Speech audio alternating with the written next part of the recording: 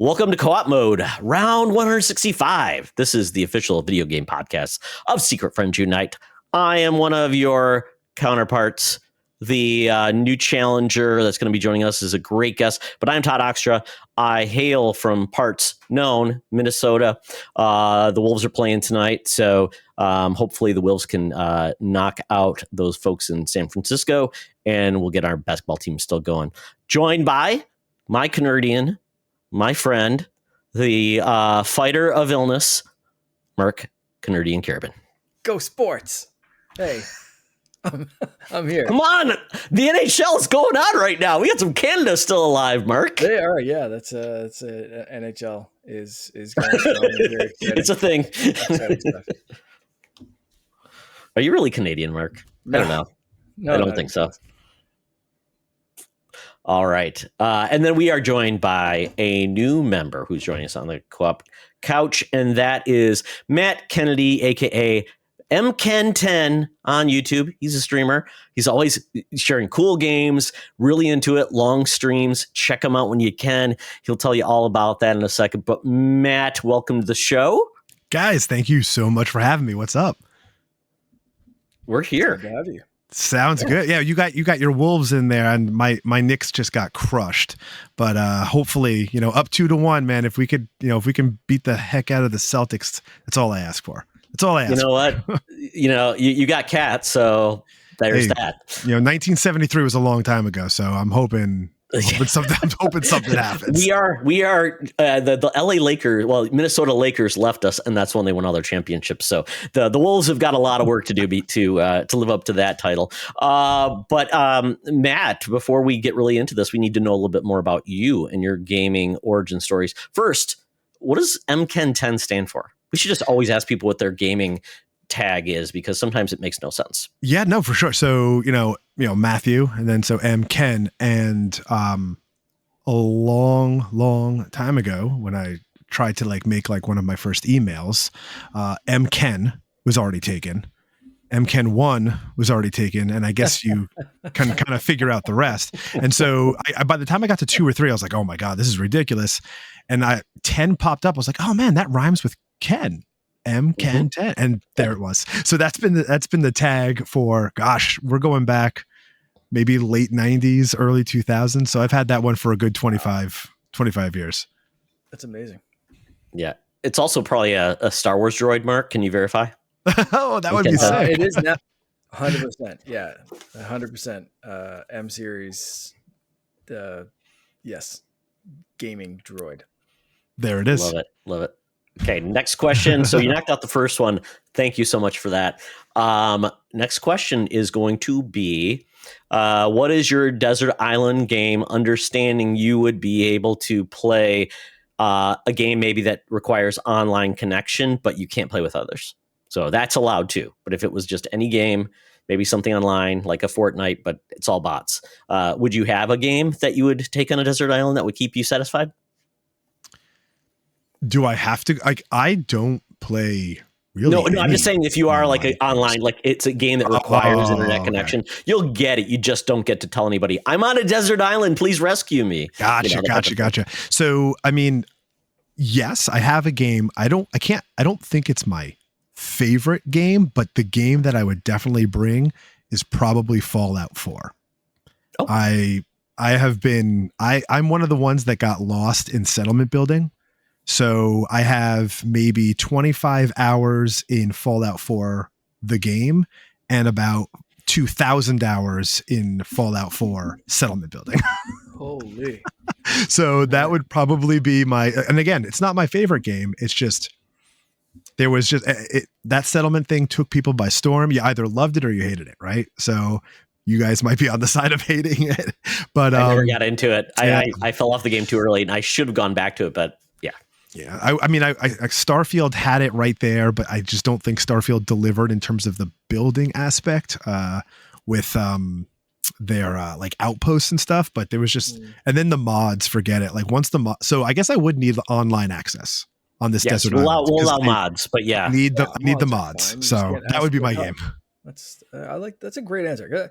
Any one of those games that you can dig in for 2,012 hours is is a pretty good, pretty good option. Yeah. Mark, you got a question?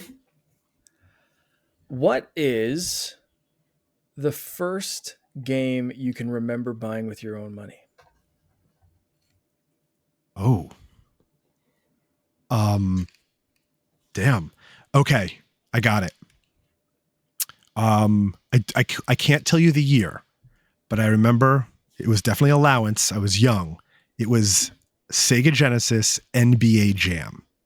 Oh, And I want to say it was like a good $75 at the time, because like, am I wrong? Mega cart.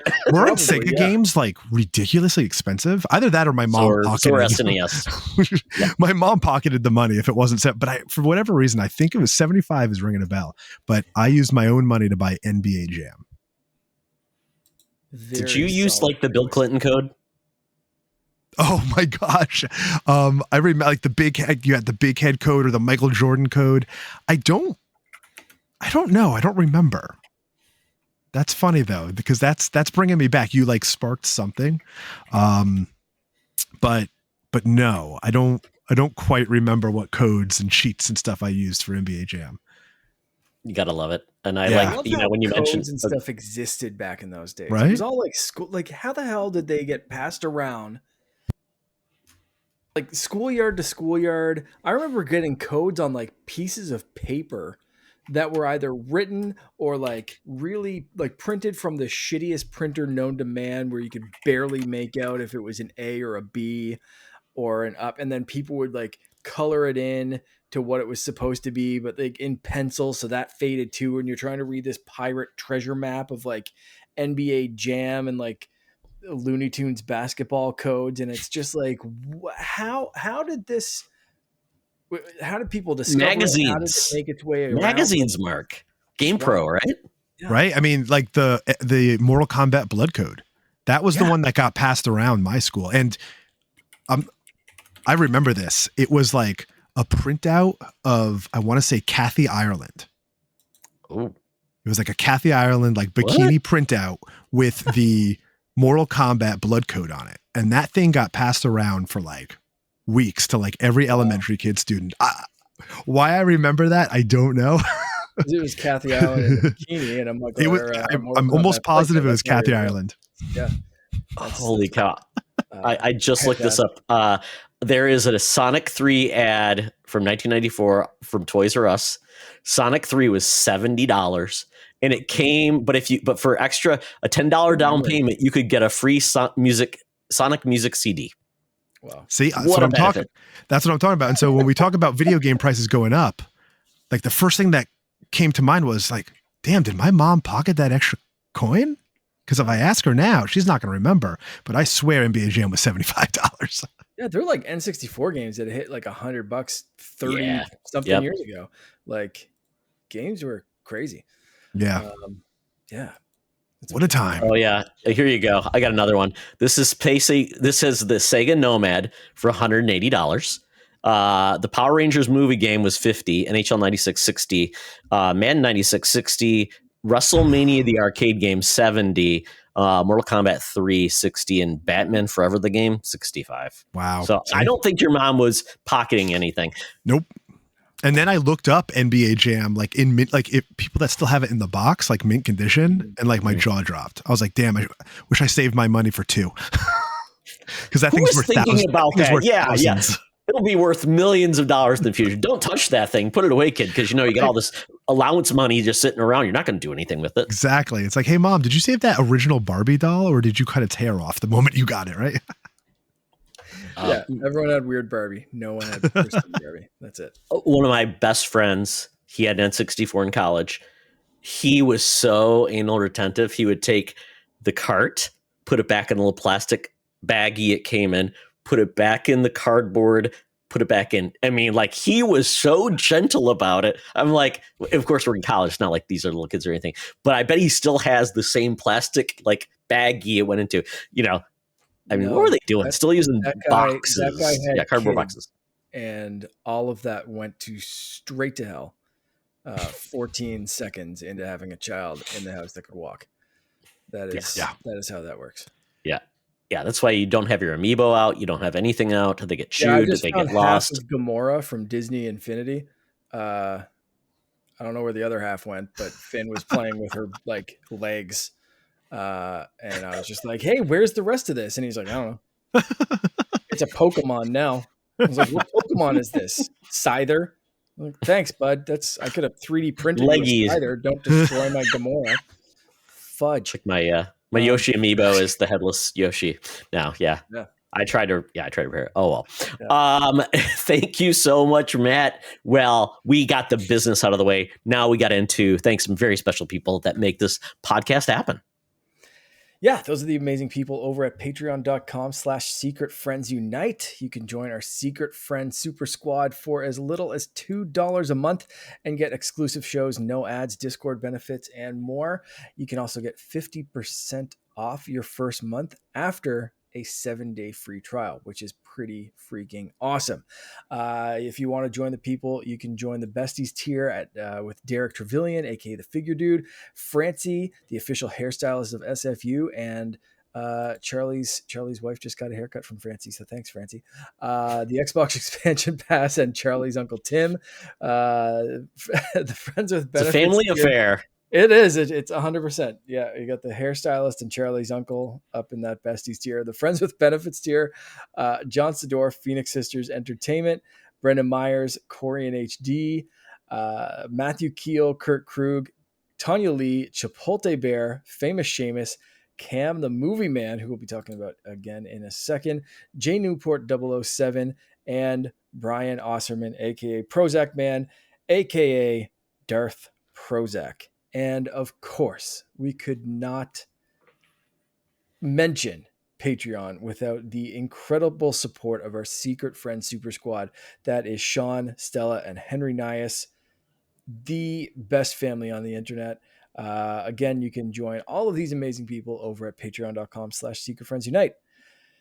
Now, let's give Cam the Movie Man a power up. Who wants to go first? Todd, let's go with you first so our guests can figure out what the hell we're talking about. Okay. I know. So Mark will always resolve, basically make sure I'm following the rules or establish some rules based on my insanity. But with Cam the Movie Man, his power up is going to be related to video games, but not in playing them, but in recording himself play. He will be blessed with always having the perfect gaming clips. It always happens. He never has to worry about it. It's always spot on, best action, gets uploaded with no issues. He doesn't have to worry about logins, getting kicked out, any of the things he's done, any of the encoding. His clips are spot on. They're always uploaded, always looking good, and he gets major props on TikTok. Fantastic. That's a great power, especially because I was talking to Brendan Myers and we were sharing some Fortnite clips right before we started recording. And I sent him a clip and he was like, I cannot play that video. And it was a good video, but he just couldn't play it. So everything you mentioned there of the perfect timing, that's such a great power up. Mr. MKen10, do you have and I've watched enough episodes and I love all the power-ups and stuff. However, do I have rules or can I do any power-up I want? No, it's it can be a power-up in real life or in a game. Rules don't matter. So I see that Cam's name is Cam the Movie Man. Mm-hmm. So I'm thinking that he needs to have some sort of right? When he's down to the last HP, he can make some sort of we're going to call it a snackrifice where he can use that movie theater snack, right? Doesn't matter what it is. He's got maybe an arsenal of movie theater popcorn, or maybe he's got that Diet Cola or Sprite or something like that. And he takes a charge of that, full HP, full magic, full everything. He is back in the game. He's only got one. We're going to call it the snackrifice instead of the set, right? I like so that. He has to sacrifice all of those candy bars and stuff that he scored at the movie theater and it's just another go, right? So that boss that kicked his butt, he's right back in the game. Kind of like God of War Ragnarok, where or God of War, where Atreus pumps you and you come back to health. This sacrifice gives you full health. I love it. Kind of reminds me of Borderlands, where like you're on the ground, you have to get kill one person to get that recharge. Yep, exactly. It's like red rope licorice. Back in the game. Snap into a Slim Jim. Just have pockets full of popcorn, because that's how I'm imagining this. Why not? You know what? Tots. Cargo pants. Lines his pockets with plastic bags. But I don't know. Once, right? We're not giving him unlimited.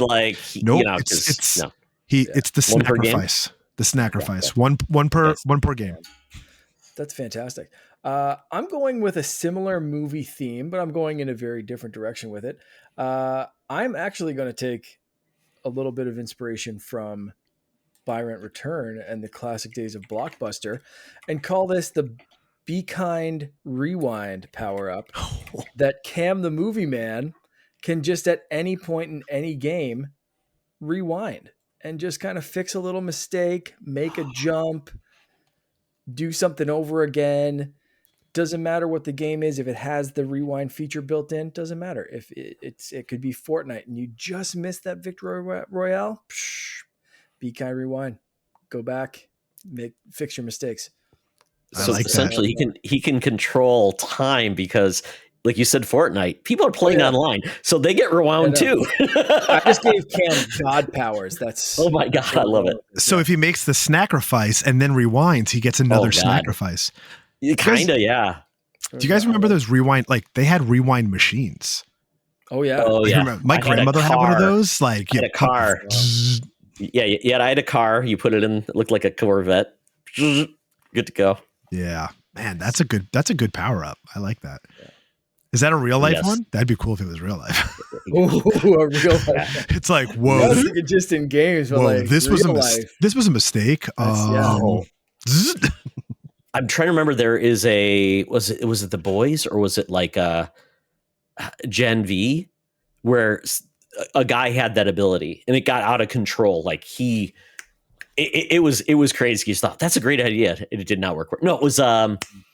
I'll tell you about it later. It's a great British show. I know you're thinking of Click. I got you. No. Oh yeah. They know that classic great film Click. Tell you how many times I've mixed up Click and The Boys. Yes, absolutely. Constant. Yeah. Constant in my life. Yeah. It's an Adam Sandler thing. I get you. Yeah, exactly. Or Bedazzled, or it's Brendan Fraser getting wishes from Elizabeth Hurley. Nobody remembers. Nobody forgets that movie. Not at all. Brendan Fraser, great movie. Yes. That's what everybody says about that movie. Not Elizabeth Hurley. Well, who's that? No.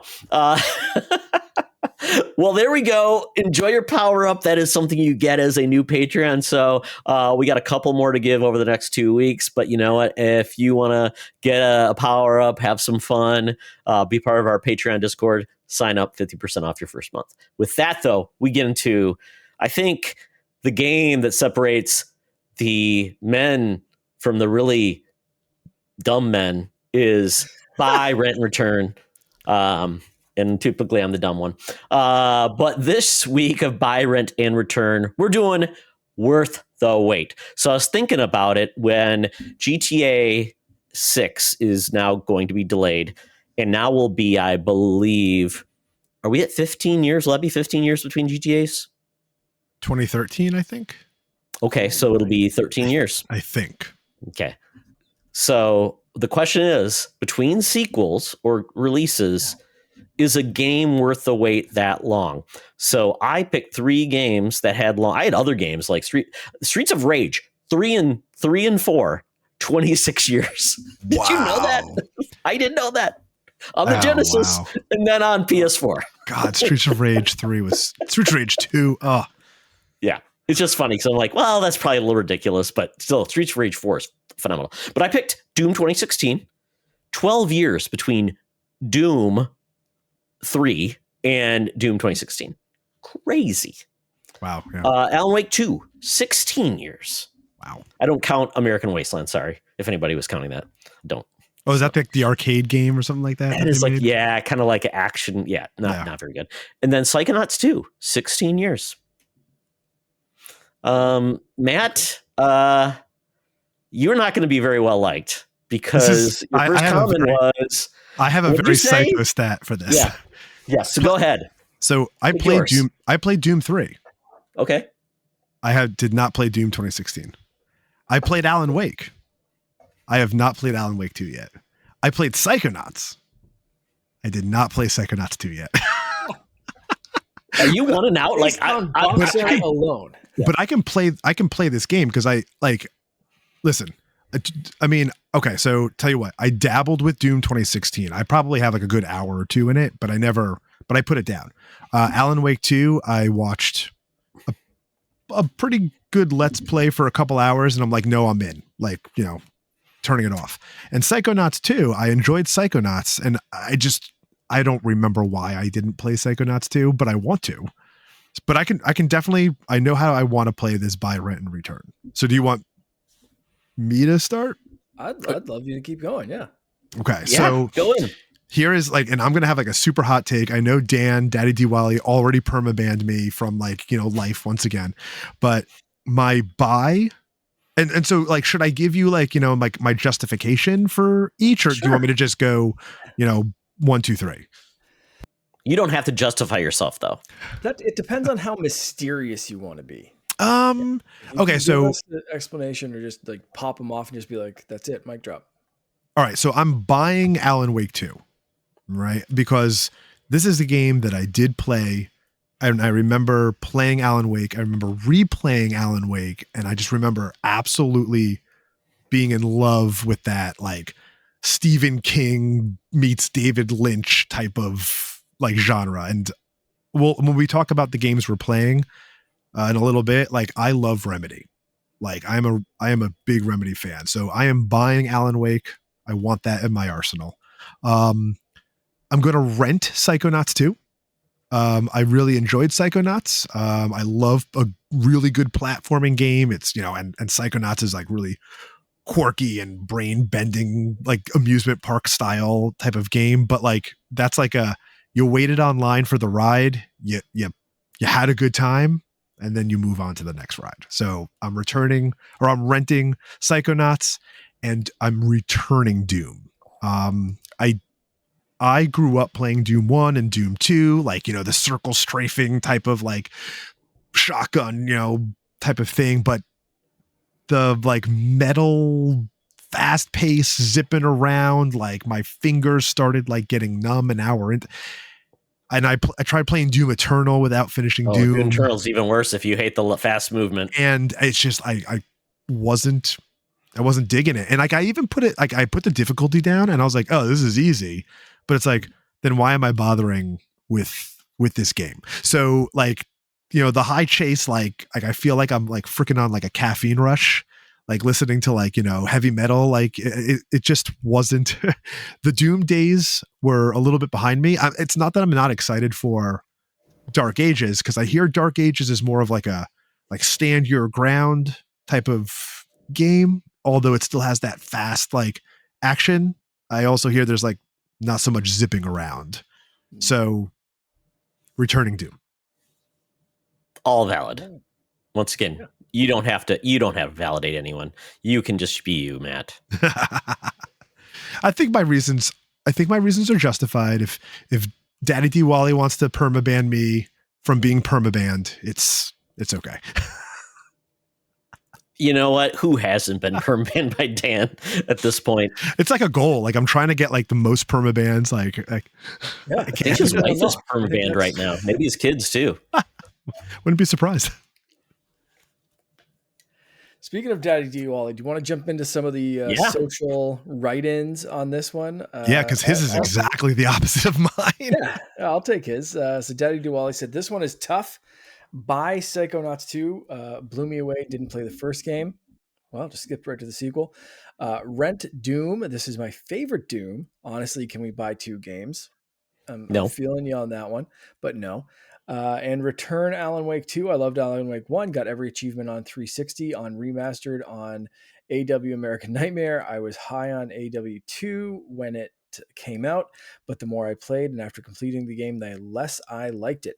Thought it was a little too artsy in a bad way. There is very little gameplay. The jump scares got old, and I'm not sure we got any further in AW's story at the end of the game. AW1 is better.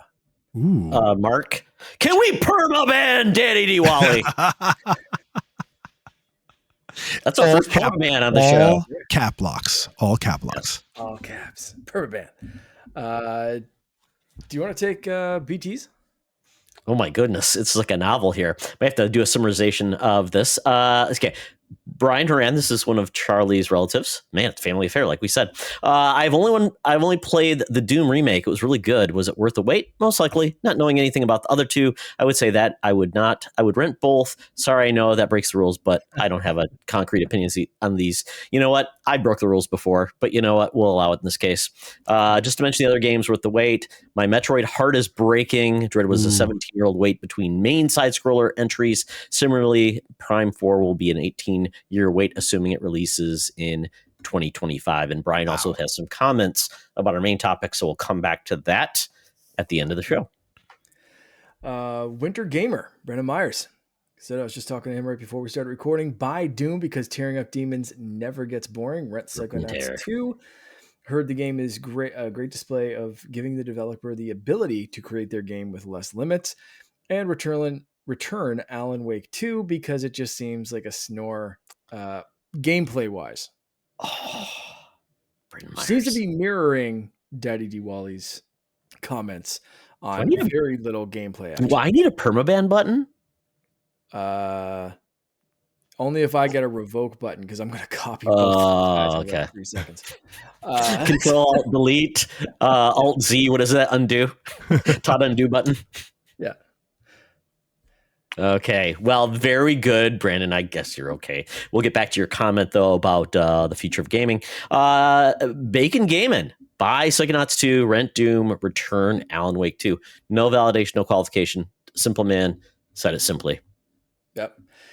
And Chipotle Bear, who we just gave a Star Wars species and job title on the most recent episode of Holocron Chronicles, said, buy Doom, rent Psychonauts, and return Alan Wake 2, though that really hurts me to say. Didn't justify anything other than saying that is, I'm guessing the returning Alan Wake 2 hurt, not the renting Psychonauts. Maybe it was hurtful all around. Maybe he just wanted to buy. I don't know.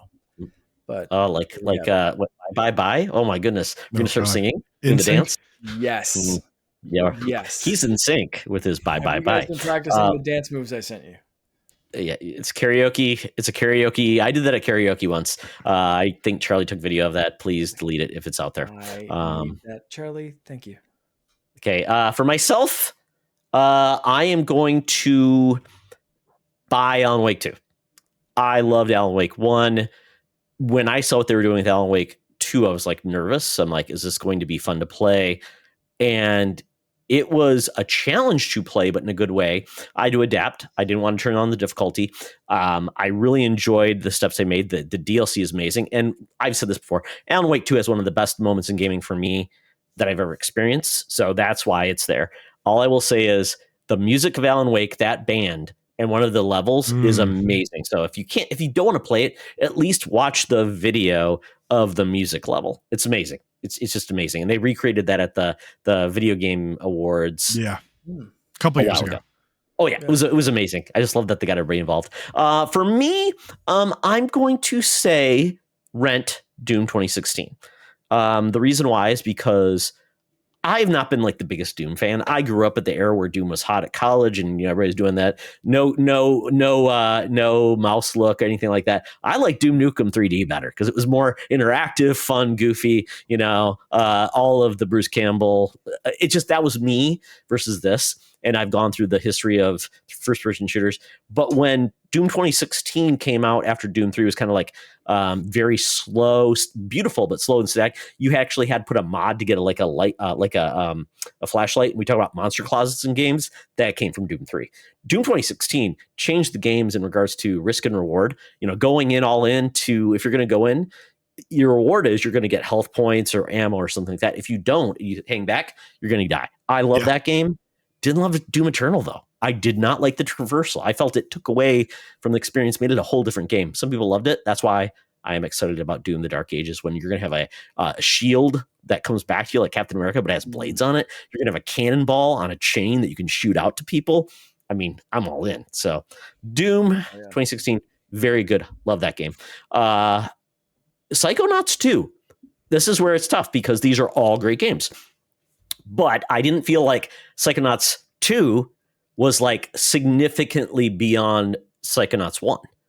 Obviously advanced because it's been 16 years, but it wasn't like they couldn't have done those same things, but just not as pretty or as broad. But they did say that going to Microsoft allowed them to add in boss levels. So that's a benefit to being in a big studio. And I know the franchise was gotten yanked around before. So that's where I'm going to go. All great games. So no shots, but you know what? We don't play favorites. We just buy, rent, return. Yeah. I am going to wrap this up by copying Brendan Myers. I'm going to buy Doom because ripping and tearing never gets boring. And Todd, similar to your points, that game completely flipped the script on what you expect from a first-person shooter. I'm a big shooter fan, and every single shooter since Halo has been duck and cover, recover your shield, recover your health.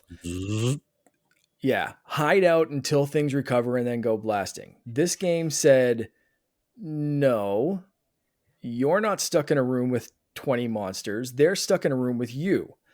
Go after them hard, go after them fast. You will be rewarded the more aggressively you play. Don't hide behind a barrel because that's not going to do anything for you. Get out and face these things like the demon slayer that you are. And it did it so well that it took a couple of seconds or a couple of tries to realize like, I can't play this like a Halo. I can't play this like a Destiny or any other first person shooter since 2000. You have to play this like an aggressive psychopath and just go. And once you embrace that, it is one of the most satisfying first person shooters that I think you can play. And 2016 just nailed it. I'm looking forward to the new one, but like you said, Eternal didn't take that and elevate it at all. So if you're going to play one in the series, start with Doom 2016. Maybe the new one. I've heard great things, but like that game was such a fantastic and miraculously still played well on even Switch. So like there's no excuse not to play this game. Oh wow. Play it more better if you can. But like if all you have is a Switch, it still plays ridiculously. It's one of those crazy never should happen ports, but it did. So just try it out. I'm going to rent Psychonauts 2.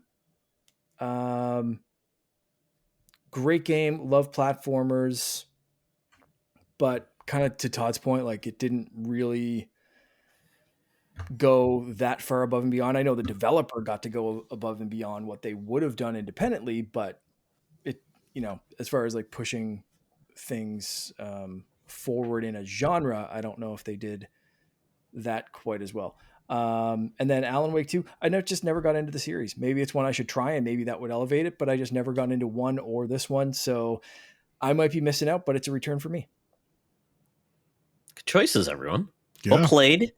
And you know what? I like when these tough ones, it's not like the easy ones where they're so bad. There's an obvious one, but like I could have picked other games, but we'll go on from there. Now we get into what we've been playing. This is actually the first time we're actually going to talk about modern video games. And Matt, I am probably going to tag team on your first game because I've also been playing it.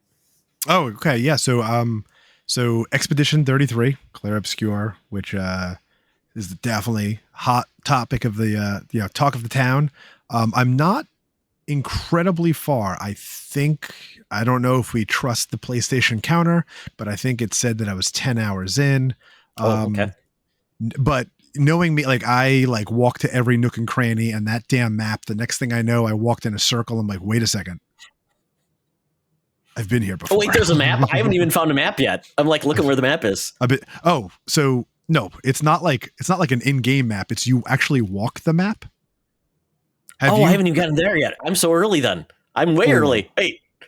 So there's an overmap, like the old Final Fantasy, when right. Like so, like the old Final Fantasy. Here's my party. Therefore, okay. Yeah, you're walking around. You Okay. can go to the different areas and the different zones, and you walk into like the different places. And then there's no zone maps. See, so there's no zone map. There's no Okay. maps. And it's funny because like you can press a button and you get a compass, but it's like what good is the compass? And there's no like little fairies saying go this way. Oh nope. But the level design is smart, simple. The level design is simple, right? And it's like there's like a nook over there. It's it's an optional boss, or there's a nook over there, and it's like some sort of like treasure or something that you can collect, and it all like kind of funnels you back to that main path.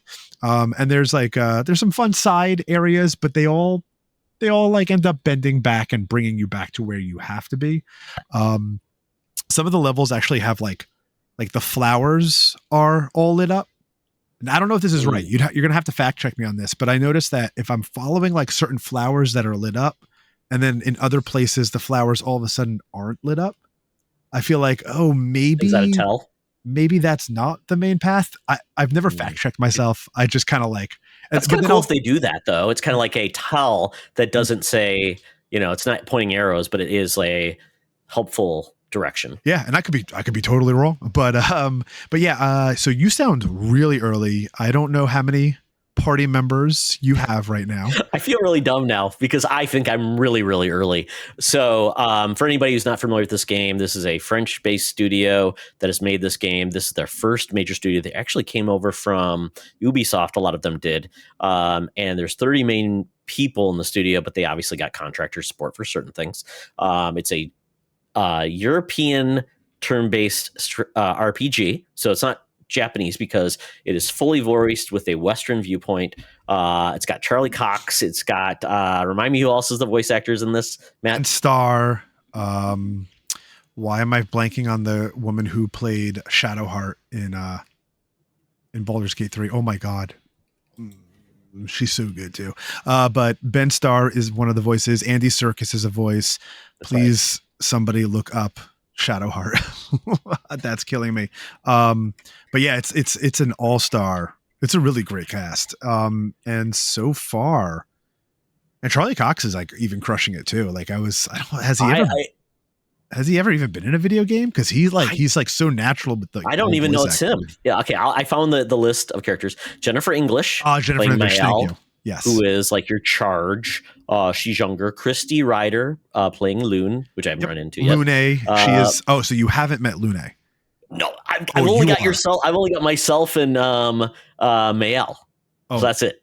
I'm so early on. Yeah, I'm like really early. Yourself and Mael? Yeah. So Charlie Cox, Gustav, and Mael. So have you made it? Have you made the expedition over yet? I just arrived. I'm trying to escape the expedition, I believe. Okay. No, don't worry. No, it's okay. But it's like there's also Chrissy Ryder, Shayla Nix, Andy Serkis, Ben Starr. I think those are the main actors. But I mean, the fact that this game is only priced at, I believe, $50. It's a 30-hour tight RPG. There's more to do with it. The fact that this is beautiful is amazing. It takes turn-based, but adds in that Mario RPG reaction, parry, dodge, have fun with your combat. You've got like a weapon almost that you just shoot. You recharge, then you have skills, you have items you can use. But it's very cinematic and it's intense. The acting is amazing. The opening sequence, the music is amazing. I feel like, wow, so many studios could learn from this. And there's not a lot of fat on the bone from what I'm seeing so far. I'm really enjoying this, which I was like, oh, this is great. So I think if you've been scared of turn-based RPGs, I always say my first option is play the South Park RPG games. Those are amazing. Yeah, those are great. Those are wonderful. And then this game too, if you want a little bit different to get you into what RPG, like turn-based RPGs are like, without maybe the Japanese flair that many people, it doesn't generate like me. Yeah, it's not for me. But so I'm very early on, so I'm really enjoying it. But I would say the opening moments are amazing. The whole plot is essentially there's a person called the Painter, and I guess a presence, an evil goddess. I don't know what she is, Matt, but I mean, there's a countdown that has years, and it goes from 34 to 33, and anybody who's 34, when that changes to 33, they've been snapped. Yeah. And so they send out every year. They send out a new expedition to try to defeat the Paintress. And I mean that's all from like the base trailers and stuff like that. There's no like spoilers there. Yeah. So they go like every year. There's a new expedition, and their goal is to bring life to stop the Paintress, so that this whole event can stop. It's really awesome.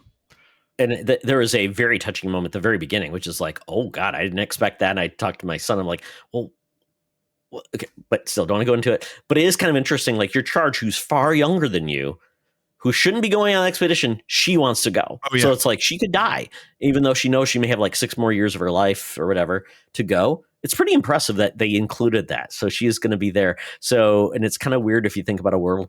Imagine if anybody, I wouldn't be around at 30, if I was 33. How could the world run with anybody? I mean, you have no experience. It's like all these things. Well, sorry guys, we can't do this anymore because all the old farts that knew how to do it are gone. God, you even have to be 30. You have to be 35 to be president. Yeah. No. Okay. No. Like the whole population mark, they are snapped every year. Wow. It clocks down again. And this has been going on for how many years? Man, I can't remember. So I'm still trying to make because it doesn't. I don't think it started with I think it started with Expedition 0, and then from there, I don't want to give too much. I don't want to give too much away. But I'll just say it's been a while though. It's not been like this is like the first couple of years. Okay. No, it's been going on for a while now. Okay. And there's a lot of like their entire lives are basically dedicated to research and trying to figure out inventing new powers and like there's like a lot of like powers and stuff like that in the game, and they're trying to invent using science and a whole bunch of stuff how to create like new abilities to help the next expedition go over and help save the population. Cool. In a nutshell. So one question, because I've only got the one party member, so it's basically very simple. It's like she goes, I go, or I go, she goes. How many party members, do you know, like, will you be like capped at like 4 party members and then swap them out? You're capped at 3. And you'll potentially have, I know a lot more because I remember when they showed the video about it, like, oh, you'll have this weird goofy dude and you'll have this and you'll have that. And it's like, so it sounds like. Can I say, I mean, this is not like story spoilers or anything, but it is like sort of mechanic spoilers. I don't know. Is that considered a spoiler? Yeah. What's really cool about this game is you can only have 3 active members of your party, but your party builds up. And so when you're doing a battle, if you lose that battle, right, and you have other party members still available, you can bring in the backup. Oh, cool. So when you get that game over, the game will ask you, do you want to bring in the rest of your expedition? So it's a really nice mechanic where it's like, instead of just like, these are my 3, I'm sticking with these are my favorite. They are forcing you, no, do not forget about your other party members. Like there's like a synergy between party members and stuff like that. So, the way you build them, like they'll definitely play off of each other, but do not forget the other party members because you want to build that synergy and those levels with them, and like, because you'll bring them in to continue the battle so that you don't get that inevitable game over, because some of these fights end up getting like pretty serious. Like they're getting pretty serious. So there's a lot of great, I mean, it's not a tactical game, but there's a lot of great tactics and thought. Like I spend half my time in menus putting together like the perfect character. And I'm like, if that doesn't sound cool to you, I'm sorry. I mean, I know there's guides and stuff like that, but this game like will have you reading to find out like what works best. It's good to hear. I like that. A lot of games where you get a lot of characters, you get your sets and you're like, you don't realize, oh, if I had upgraded those other characters or played with them, they'd be pretty awesome, but I never experienced it. So I like that they're thinking about that. It reminds me of Marvel Ultimate Alliance 3, where you get cool characters, but because your main characters are leveled up so high, you're like, Yeah. I don't want to start over at like level 1, Mm, you know. So that's really cool. yeah. Really cool. Well, yeah. I mean, this game, if you have Game Pass, you're playing on PlayStation 5. I'm Yes. playing on Xbox Game Pass on PC. Runs great. It's amazing that this small team made this game. And we're going to talk about kind of like some games now are going to be $80 and this is $50, and it feels like, I know. why is this not 80 then? Because it seems like they put a lot of effort in this. We'll see. Okay, moving on. Next game. Me still? Oh yeah. Speaking of Remedy, I am playing Max Payne for the first time. I have never played them. That's a lie. I played Max Payne 3 when Max Payne 3 came out. I believe that was a Rockstar game officially. Rockstar, that game that broke my Xbox 360. I couldn't play it. I kept on breaking it, so I stopped. So I played it way back. I don't even remember. I'd have to look up when it came out, but I played Max Payne 3 and I was like, oh man, this is a great game. And then at the time, I think I played Max Payne 3 on my PS3. Was it that? I guess it was that generation. And at the time, I don't think I was able to play Max Payne 1. Oh, Max Payne 1, PS2. Was it maybe there's no. 3 was PS3. Though. Oh, Max Payne 3 was yes, PS3, yes. But I remember loving Max Payne 3. I was like, oh, I'd love to go back and play the first one. And I don't think at the time I was able to. So I am finally getting around to it. Yeah, I'm finally getting around to it now. I am playing Max Payne 1 for the very first time. I bought like Max Payne 2, and Max Payne 3 all on Steam for I think $6 for all 3 of them. So I'm just going to replay the entire series. And I am in what is it? Part 3 or chapter 3 or act 3, part 5, somewhere. I don't. This game is so damn great. Remedy, this is why I'm buying Alan Wake 2, okay? Because spoilers for a game that came out in 2001. Is that okay? Yeah.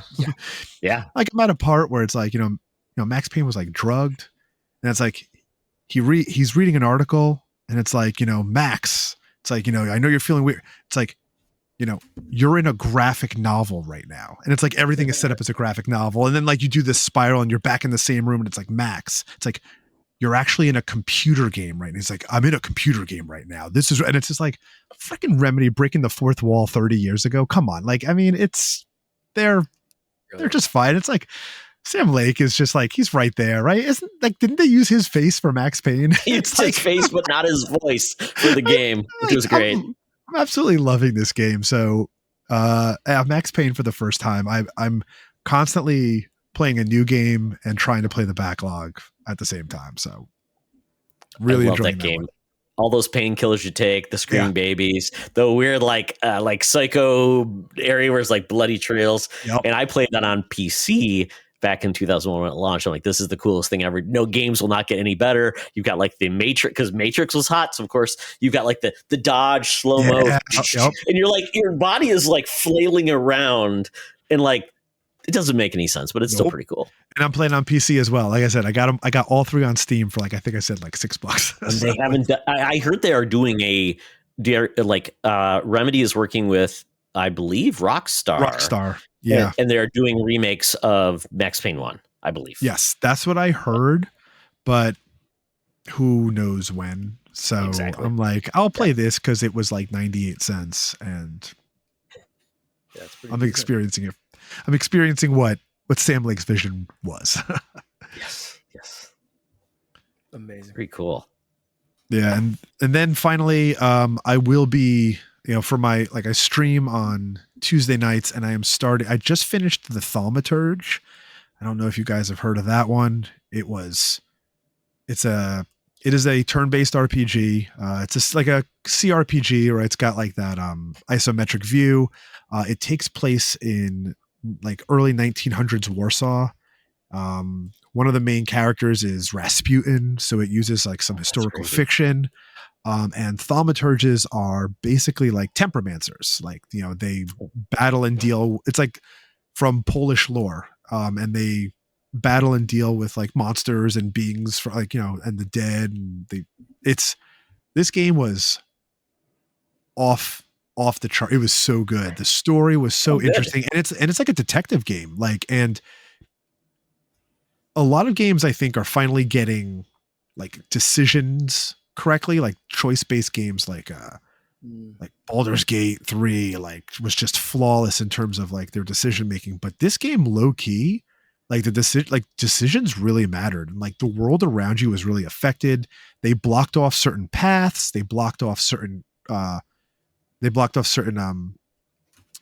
choices in conversation. It's like, you can't do that because you already made this choice. The game plays off of flaws. So your main character has a flaw of pride. So if you like give prideful answers, if your pride is too high, you can't go with certain choices. If your pride is too low, you can't go with certain choices. So you really have to play around with like the decisions you make. But it was also pretty heavy. So like I just rolled credits on that, and I'm going to stream a very different, lighthearted Revenge of the Savage Planet. And I'm looking forward to just some ridiculous fun. I know it's on PC Game Pass and Xbox Game Pass, and I'm looking forward to just wacky, like a wacky good time. I played the what was the name of the Savage Planet? I think it was Return to the Savage Planet. I liked it. It was fun. It was a very light game. Yeah.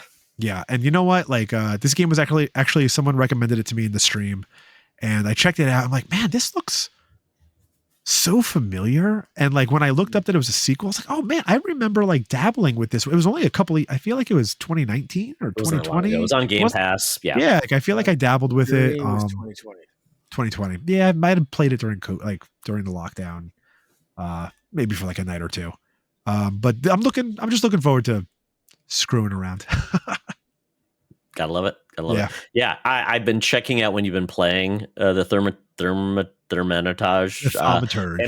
And I've been watching. I'm like, that looks really interesting. Yeah, it's that interesting view. So I didn't even see you do any combat, so I didn't even get there. But you were talking about kind of like doing the descriptive part. So I didn't know exactly like if it was just more of a like kind of like one of those action games where you're like looking for clues and you're just going through. I didn't know there was no combat, to be honest. Oh no, there was a few points where like I was like, oh my gosh, another combat encounter. No, like it's a turn-based game. You really have like the freedom to like mix and match all of your abilities and where you want to put them, and then you use like these I guess these monsters per se that you inherit. They're called like salutors, and you use them in combat. And like they're like some of the, like one's a crowd control, has like that crowd control ability, one has like a healing ability, and you really mix and match. It's very strategic. Like you can't just go in there and like it's not like for example Expedition 33. It's not like ability, attack, heal. It's like I said, you have to think like 5 steps ahead, and they show you like what each character is doing in each round. So you can see like the next 3 or 4 rounds so that you can prepare. It's like almost like a game of chess. Like you really have to prepare your moves, and some of these encounters can last you like 15, 20 minutes. They're intense. They are intense, but like I said, they're strategic and fun, and they really make you think. Cool. Very cool. Well, good luck with Savage Planet. Yes, thank you. I'm looking forward to it. Mark, I'm interested in this one. It's been in my GameFly queue. Yeah, I've been playing some very less heady games than the Thaumaturge, but I've been playing Power Rangers Rita's Rewind. I think we just saw it on sale or something. I can't remember, but Finn's been asking about Power Rangers. We watched a couple of episodes of like the original like Mighty Morphin Power Rangers. Mighty Morphin Power Rangers. Into it. So I said like, and he loved Shredder's Revenge. Absolutely loved it. Loves so those good. kind of side scroll and beat 'em ups. They're very simple to understand for like a very close to 5-year-old. And Power Rangers Rita's Rewind, if you played Shredder's Revenge, you know exactly what to expect from this game. You pick your ranger and you go through the story. There's little collectibles in each one, but it's just a really fun, solid beat 'em up game. Don't expect too much more from what I've played so far. Now there are a variety of stages So not every single one of them is just simply a side scroller beat 'em up. There are also vehicle stages where you're driving through a level and aiming at different things. There's one level that's on a roller coaster and you're shooting things, sometimes shooting things to the side, sometimes shooting things directly in front of you. The camera will change, not in a like weird make you sick kind of way, but like in a pretty clever way for something that's emulating or a Super Nintendo game essentially. And then there's the Megazord stages, which are the only ones that gave Finn a hard time, because those ones are very specific, like learn the pattern of the giant, Rita makes the giant monsters and then all the Dinozords combine and make the Megazord, and you're a giant robot, and it's at that point becomes basically Punch Out Light, where you have to learn Oh, the wow. monster's pattern and dodge left, dodge right, and go forward. And Finn was having a lot of trouble. Like he could kind of get the dodging, but kind of forgot to move forward. And then he'd start moving forward and forget to dodge left and right. And then when you get within range, it's left punch, right punch, and the bad guy will kind of move to one side of the screen and you have to actually punch where they're going. You can't just spam right punch, right punch, right punch, because the enemy will start to lean a little bit left and then you have to hit them with that left hook. So for those ones, very happy we were able to play 2-player. But the annoying thing is if you're playing 2 or more players, you take turns with those Megazord fights. For every other stage, you're on the stage together.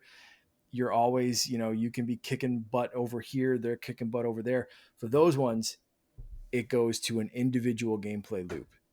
And you play until you get hit or it decides, okay, and there's a little cut scene and it flashes back to the Rangers sitting inside and they say, all right, I'm going to take over. And then it's the next person's turn. And so he would get really frustrated and I couldn't even really take the controller because I'd have to be ready for when my controller kicked in. So it got to a point where it was just kind of like him getting his ass kicked for 2 seconds. It's switching back over to me defeating the giant monster, and then us going back. And he got frustrated at that a couple of times, but not so much that we stopped playing. So we've been playing the hell out of this. It's a lot of fun. If you like Super Nintendo side scroller, beat 'em up kind of ninja games. If you don't, probably skip it. It looks fun. It looks really fun. It does. A ton of fun. It is on sale on Switch. I believe it's still on sale, or it was. But either way, it's well worth the money that we spent on it. It's so far just super throwback kind of Super Nintendo mindless beat 'em up with a few fun levels thrown in there and enough collectibles that you'll want to go back and be like, damn it, I missed one collectible in the second stage. I need to go back and play that. Yeah, that's what we did with Shredder's Revenge. Yeah, exactly. Such a great game. I think if I'm Shredder's, go back. Pointing correctly, I think that's my steel book for Shredder's Revenge. Nice. But and you know what? Didn't Luke, Xbox Expansion Pass, didn't he like do a review for Power Rangers? He's a believe so, and I believe he talked to the developers, right? Developers too. Yeah, he's a huge Power Rangers fan. Oh yeah. I used to be obsessed with the Power Rangers as a kid. Me too. But when I saw that game, I was like, oh man, like my 9-year-old, I was like, we co-opted Ninja Turtles together. That's the perfect game to co-op, and I think you might have just convinced me to make another Nintendo Switch purchase. Yeah, See, I'm older. If you liked Shredder's Revenge and you want that kind of co-op, because it's definitely better in co-op. I've been playing it myself just to not play with a 5-year-old and get all the collectibles and play it at my own pace and not like skip through all the Power Rangers story, but like who cares? But also I kind of care. Yes, you do. We care. Because I might as well, but it's so much more fun with someone else. So if you can like sit there and play with, one of the kids that has more than a 4-year-old's attention span. Yeah, do that. Absolutely. I got so into it that I watched Power Rangers Once and Always on Netflix.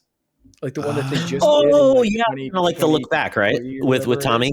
Okay. Well, no, it's like a new thing. It's like an hour long. Oh, that's right. The original Rangers returning and kind of like telling a new story, and they're all older. It got the original Billy and Zach. They were the Billy only and two Zach. originals. But they play it off like I thought it was kind of clever. The story is very Power Rangers. Don't go in expecting like Cobra Kai kind of like level. I mean, if you got All have anything, become touched and emotional and yeah, if we got crying. anything that was really good, I think I'd be disappointed. You know what I mean? Like, yeah. No, like It's not why I'm don't here. go in expecting like a gritty reboot or something like that, or like something that takes itself seriously like Cobra Kai. It was Power Rangers through and through. But touching parts, looking back at like Trini, the original Yellow Ranger who passed away years ago, and they like killed her in the movie. I don't think it's too much of a spoiler to say because it happens Nope. Yep. in the trailer, and she's not in the poster and all that kind of stuff.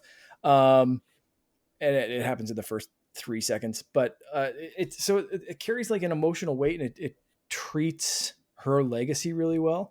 And I think this was filmed before the shoot. Why am I blanking on his name? Yeah, Tommy. Tommy. Green Ranger passed away. Yep. Tommy. Jason David Frank. Yep. Did I get that right? He was Yep, green. He was white. He was he was a lot of different color Rangers.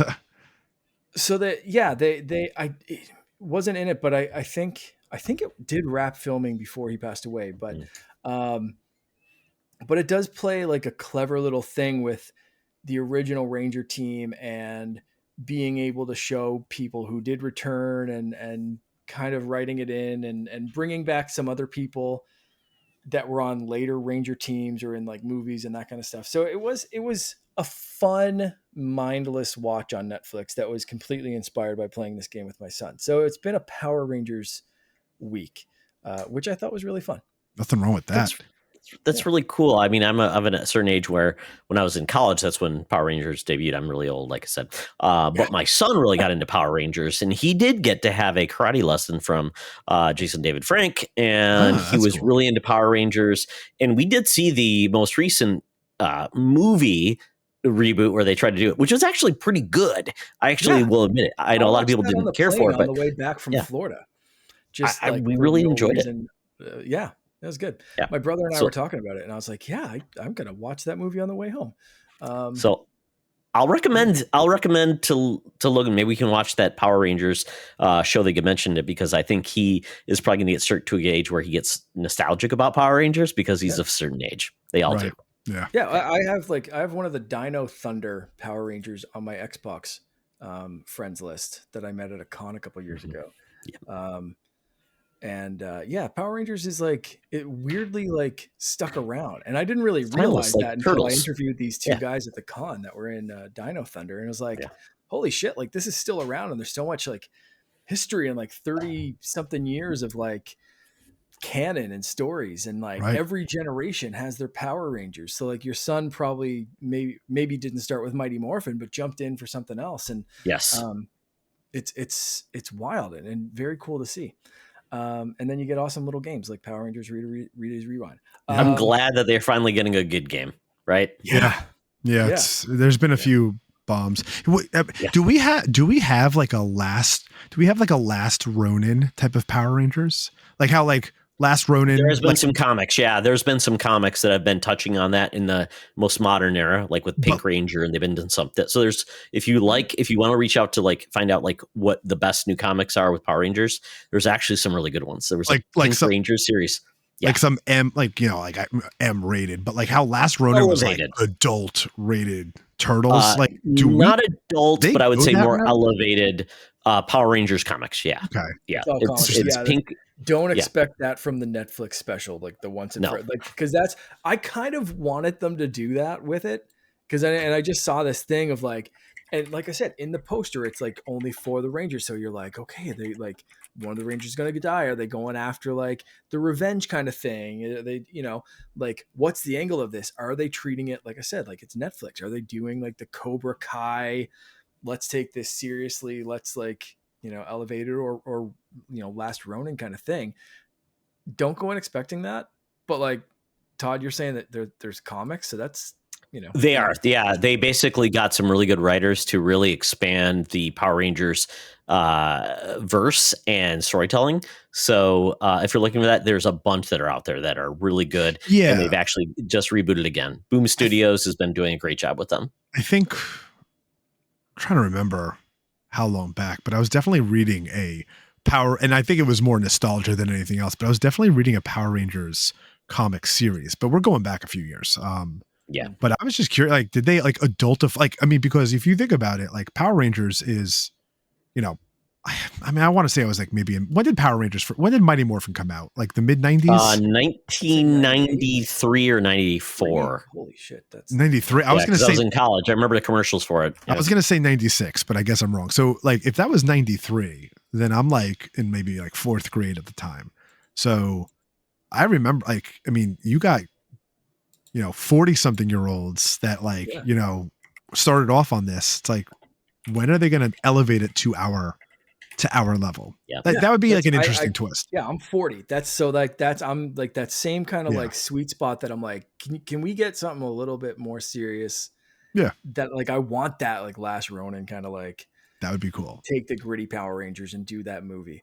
I said, don't expect that from this Netflix thing. Maybe they'll do that eventually, but like, yeah, it was a fun little like random put on for an hour and eat a snack. Gonna watch. Can't wait for people to get excited for Beetleborgs. Yeah, absolutely. Or VR, what is it? VR Troopers and reboot of Biker Mice from Mars. You know what I did see today? They're re-releasing. We're so off topic right now. Yes, we are. Street Sharks. Okay. They're coming out with some new Funko Pops. Once again, has anybody watched the clip where Vin Diesel's selling Street Sharks? Yes, absolutely. Yes. Oh my! As a big Vin Diesel fan, he's sleeveless back then too. I have seen that clip. Yeah, I love stuff coming back. That's great. The only other game I'm playing to try to like swing us back into topic a little bit. We had Star Wars week. Star Wars stuff. So Fortnite has gone full Star Wars. I've been playing the hell out of that and absolutely loving it. And also tried for the first time, somehow skipped this game always. Really?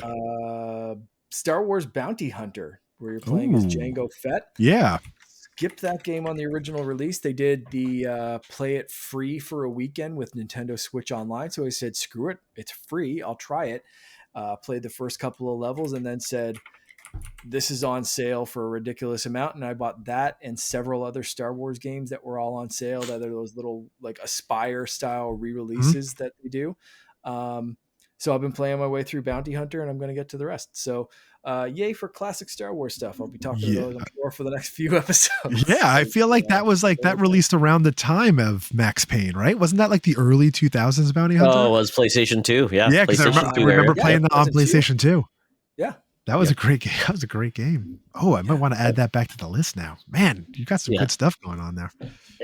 And Mark, I don't think we even mentioned that new Star Wars game is coming out, Zero Company, which is essentially a XCOM Star Wars game. Yeah. Or you would say Mario Rabbids style. Yeah. Can't wait for that. There's another one for Quest, exclusively for Quest 3 and 3S, I believe, that uses mixed reality and that's right. lets you work on pod racers and then race them. That's cool. So it's like, I think you at one point either work for or work with or maybe against Sebulba, but Sebulba from episode 1 is in this. And is Watto and his racist ass in it too? More than likely, if Sebulba's in it. It's going to sell more children, buy more children into slavery. I can't wait to see like some mixed reality stuff of like a pod racer in my living room. That's going to be trippy as hell. Or like racing a pod racer in VR. Like, is there a bucket that you're going to throw up into as well? Bucket not included, but yeah, I'm going to need that. It's you look over and it's Sebulba, giving you the side eye. Yeah, it's going to be fun. So there's some good Star Wars stuff all around. Very, very cool. Well, I'm just going to wrap this up. Talk about Expedition 33. Really cool. Doom: The Dark Ages comes out the 15th. So I believe this Friday or Thursday dates don't matter. I will be playing more of that, and then more things are coming, which is just crazy. But been playing more Oblivion. That's fun. I do feel like it's not grabbing me as much as Skyrim because it does feel kind of dated, but it's beautiful. So it's yeah. There you go. I love Skyrim so much, and now it feels like it's a prettier version, and I'm like, I will play this if it's prettier. Now it's there, and I'm like, I don't know. It's going to be a long game. I appreciate what they're doing. I like the story. I like the fact that, Patrick Stewart's in it. It's fun. Don't love the combat, but it's fine. I got, like I told Matt, my first death, I just got killed by a rat in this game. So rat of an unusual size. So, but I am enjoying it. I'm waiting to get really the feel for more combat in this game with like the dual wielding of like magic and this. Right now, I feel like I'm more of a warrior, even though I'm trying to be in a magic class. So I feel like I haven't figured out when I'm going to get the magic. So I'm trying to figure that out. It's a little bit different. Yeah. I mean, I played Oblivion, at launch, and it definitely not, I mean, at the time it was like everything. I missed Morrowind and Daggerfall and stuff. And I tried going back to Morrowind not too long, like just a few months ago. And it's like it's almost unplayable. And what's even more unplayable is the Elder Scrolls Arena. That game is free. Oh yeah. By the way, Daggerfall's you can get Arena? that game for free. That's the very first Elder Scrolls game. It's like 1993 or something. And it is, talk about getting killed by a rat. You can't even look down. But, that's going to be my summer game. Like everyone was worried like, oh my God, Oblivion and Clear Obscure same week. And I'm like Oblivion's a fucking 25-year-old game, man. Like it'll be there for you when you come back to it. Yeah. I'm going to be playing Expedition 33. Yeah. For me, it's Avowed. I think I'm going to go back to Avowed because I really, really loved Avowed because I loved what they do with movement and combat in that game. Obviously, it's not as deep as the Elder Scrolls, but I do like what they do with it because I really liked Outer Worlds too. So very excited with that. And then once again, my rider died. Chris and I are still playing more Split Fiction. It's like a booty call, but it's just a Split Fiction call. He goes, Split Fiction tonight? And I'm like, no, podcast. He's like, so he feels like, so I'm like, aw, like, we can podcast with us. Yeah, exactly. It's so much fun. And I don't buy a lot of games, but Gamefly, I said, hey, Gamefly, I'll buy this game off of you. And it was $30. So I saved like $20 and they're going to send me all the packaging and I'll get it. And I got to keep this game forever. So there you go. Split Fiction. It's so much fun. It's a great game. If you got a spouse that likes to play games, you got a buddy that wants to play couch co-op, a friend. And the cool thing is, if anyone wants to play with me, you can play for free because I got a game. You just have to be an EA online member. You say Game with Todd, we'll play. So cool. Open invitation to anybody who wants to play for free. Todd and Chris have an open relationship. Do it that way. Well, she doesn't like video games, Mark. So what else am I going to do? Got to keep it open. Yes, we do. Yes. Well, I mean, I don't want to cheat on Chris. I mean, there you go. What am I going to do? I mean, but I will play. And I played with Logan couch co-op too, so it's fun to play with him, and then play online with anybody else who wants to play. So there we go. That's what I've been playing, and I have many more games. When I just looked at what's coming, and I'm like, oh my God, Donkey Kong's coming in July, and I'm so excited. Oh, so that is it for what we've been gaming. But now it's time to get into the bonus round. It's time for the bonus round. And this topic is all about the console industry as we know it. It's got some challenges. And the question is, can it evolve to survive? We've had many instances where we thought the consoles were going to die. We had the original crash with Atari where E.T. apparently was not a good game. Neither was Pac-Man. Did not work well. There's a landfill over in New Mexico. I think they finally found the games. That's been solved. Nintendo saved the day. Yeah. Nintendo saved the day. And we got consoles. And they've been great. They're doing great. And then we got into COVID, and then it was like, oh no. But even before then, I remember when people thought consoles were going to die with the PS4 and Xbox One because everybody was all in on mobile handhelds. Oh my goodness. Why would you have a console when you can have an iPad or an iPhone and play games there? And, PS4 defied the odds and Switch came in and wow. And then COVID came and everybody couldn't get enough gaming and you couldn't even buy consoles. But now we've got some new challenges. I'm going to list all these challenges off as, these. I don't want to depress everybody, but we're going to solve the problem because we're going to come up with a great solution for this. So gaming industry, please listen. So issues that have come about are consoles are not the first choice of gaming for kids these days. Mobile, Roblox, things like that, free to play. It's big, especially with teachers who talk about what their kids are doing, what they're playing.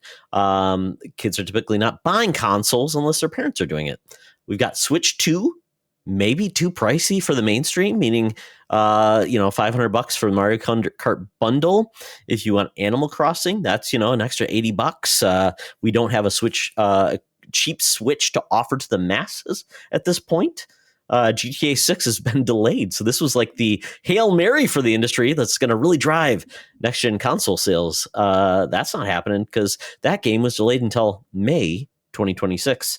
Xbox gets tariff edition pricing, meaning if you just watched it, Xbox now has gone up on an average of about $100 per console, anywhere from the S series to the weird like a deluxe edition that they came out that's $720.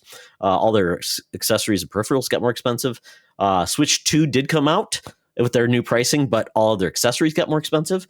We're getting an Xbox ROG Ally apparently that was revealed. That's supposed to be part of the Xbox ROG or the ROG Ally 2. There'll be an Xbox version of that, but potentially at $800.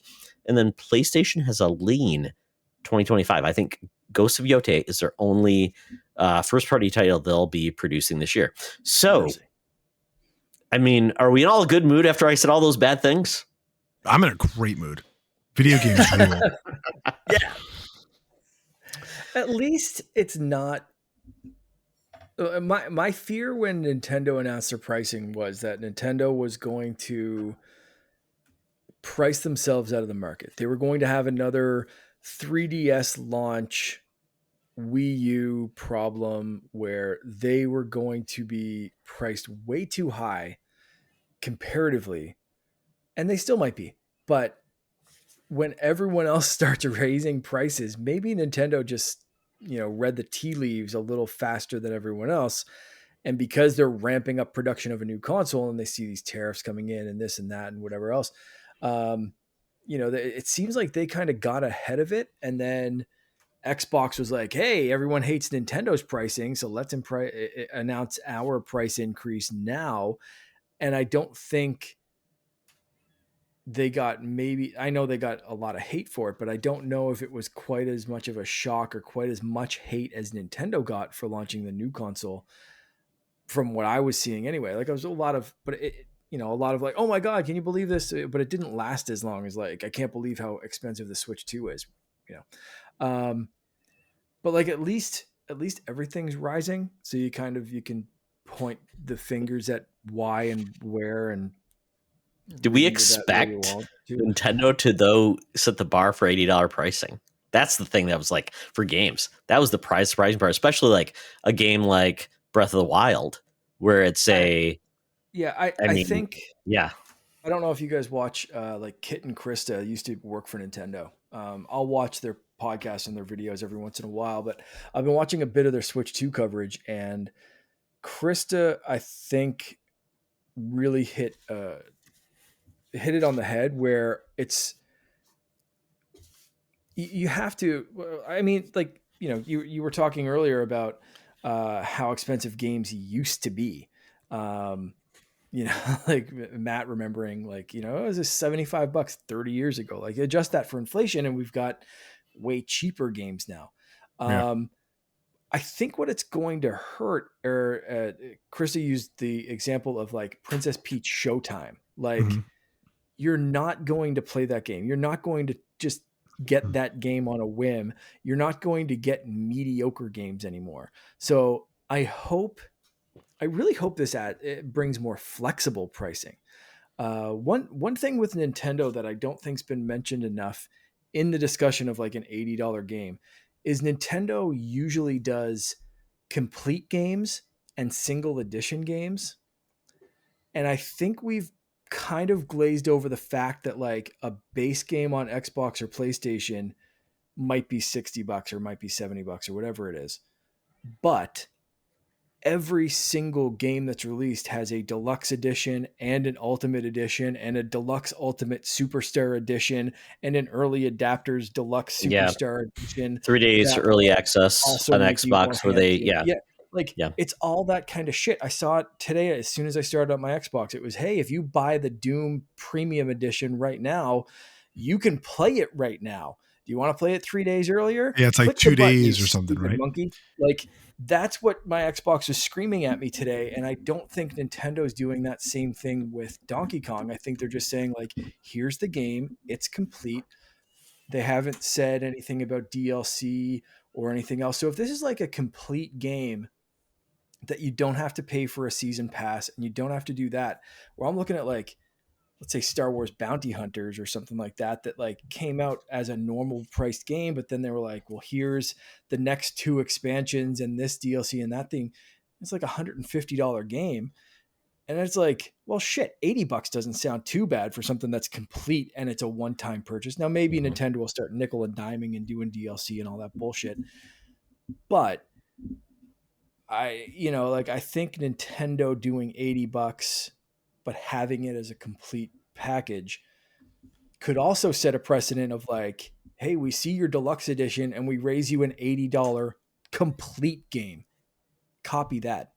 You know what I mean? Right. Like it could be a challenge depending on how they roll it out and how they do it.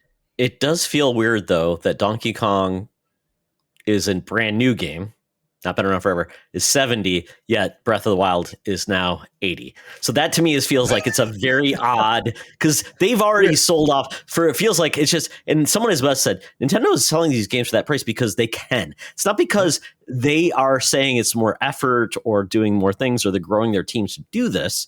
Like they have had how many years of Mario Kart 8 where they didn't have to do much except say, make it a little bit better and things like that. So they are banking so much money in the Mario Kart world is 80 versus Donkey Kong. So it just feels like it's a very odd thing to say, well, Donkey Kong's probably not as full of a game as World, yet we know there'll be a track pack and things like that so let's just put it this way, Mark, there will be more dollars added to Mario Kart World because they will do it, because they added an extra track pack that you could get the NSO. And so I hate to say it, Mark, these aren't complete editions. There'll be more money that will sell you with, because they did it with Deluxe 8, right? Because that became potentially a $90 game with track packs. So but that's just the way they did it with that was it not an at launch thing. This was it launched at this price and then there's DLC later. The thing that pisses me off is like, here's the base game at launch. It kind of sucks. And you pay $60 or $70 for that.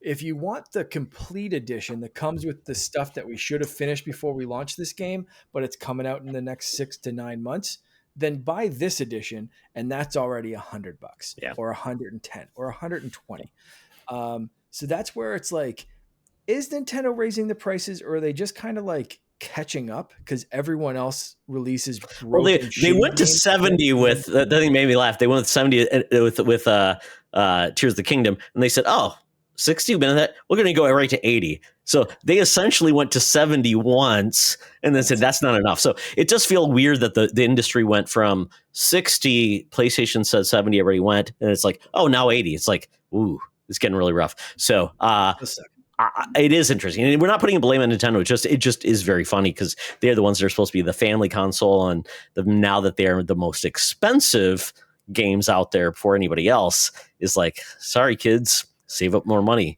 just like Matt did. Yeah, right. With my allowance, wasn't 2K the first game that hit 70? Like NBA 2K something or other? PlayStation, I think, did 70 first party, but I think 2K was the first one that's 70 like third party. Okay. Yeah. See, like my whole thing with Nintendo was all about accessibility, right? Like you had a console that was cheaper. It was aimed towards families. It was aimed towards kids asking their parents. And it's like when you saw the $400 price tag for a PlayStation, and then you saw the $290 or the $300 price tag for the Nintendo, and whose grandma doesn't know what a Nintendo is? Nintendo has been a name that's been around for freaking like 40 something years. So that original Nintendo Switch was so successful. it was so underpowered, right? We call it like the potato or whatever like that. And now Nintendo's got this pretty big price hike, and essentially you're getting an Xbox One or a PS4. And so I would say it's a better comparative to like a Steam Deck.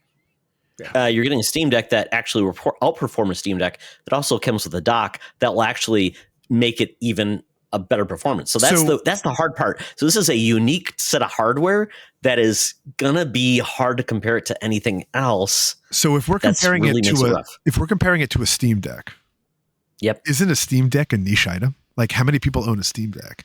Oh yeah, absolutely. They think all of the handheld PCs, maybe 5 million total, 6 million total in that range. But you're right, it is a niche item. So does Nintendo Switch 2, like, is it losing any of that mainstream luster with this price hike then? Like, if we're comparing mainstream, yes. Yeah, I would absolutely say it's mainstream going to be painful, but the early adopters, the passionate folks, $13 million, the 13 million people who bought a Wii U are going to be all over this.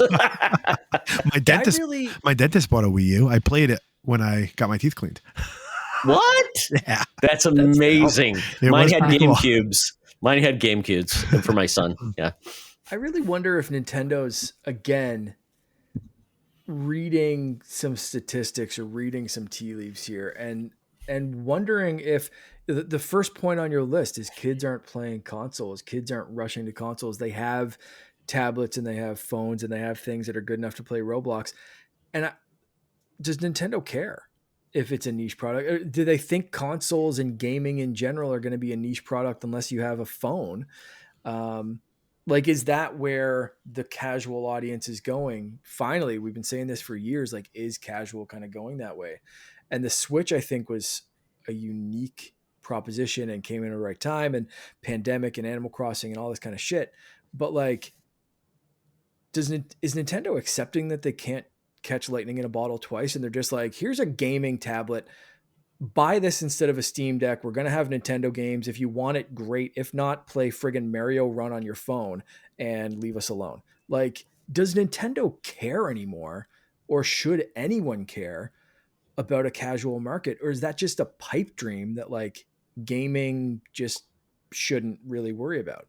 Like, is that what Xbox is trying to do with Game Pass on everything, you know, cloud gaming and all that kind of stuff? Like, is that the solution that's going to work for this? Is like free to play on your phone, Apple Arcade, App Store stuff, or like maybe streaming, but like Game Pass isn't really blowing up the way I think Xbox wants it to on like a, you know, Fire Stick or something. So is Nintendo just watching all of this and being like, frig it, let's compete with the Steam Deck and show them how to do a gaming handheld for the people that want gaming handhelds, right? And whatever, you know what I mean? Like, are they happy with that? Well, like, I feel like, right, like, so how, like, the Switch market in Japan was like off the charts, right? Yes. I mean, like, that handheld. So, and you know, it caught fire here. I had a Game Boy, I had a Game Gear. Like, handhelds were cool. Like, handhelds were, my 3DS is over on the shelf over here somewhere. And then, you know, I think the Switch just kind of brought it back. I mean, and then, like, if you think about it, like, what was it, like only like a year or two where Nintendo's like, oh, hey, guess what, guys, we turned on a Switch on our side, and now you can use Bluetooth. Yeah. Right. So it's like, I am sure the Switch 2 has like a trick or two up its sleeve where it's like, in a couple of years, it's like, oh, guys, guess what, you know, you're welcome. And they do something, like, something happens, some update happens. I'm sure they have to be right there. There's so much forward thinking in consoles, right? Like, you know, the PS5 comes out, they already know what the PS6 is. Like, you know, the Xbox Series comes out, they already know what the next one is. So they got to know, there's got to be something, because like their whole thing was, like, in my opinion, accessibility, right? They reached families. And I'll tell you right now, when I saw that price, I told my son, I'm not staying up at midnight, man. We're good with the Switch 1 for like, this kid's still playing Tears of the Kingdom. He's got 250 damn hours in this game. I was like, you're still good.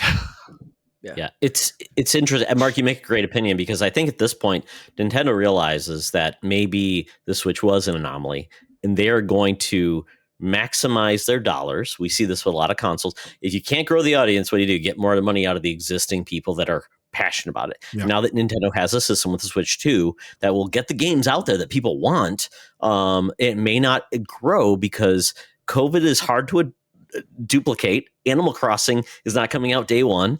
And it's hard to tell the casuals to say, well, you can get Animal Crossing. It's only going to cost you $530 to play Animal Crossing.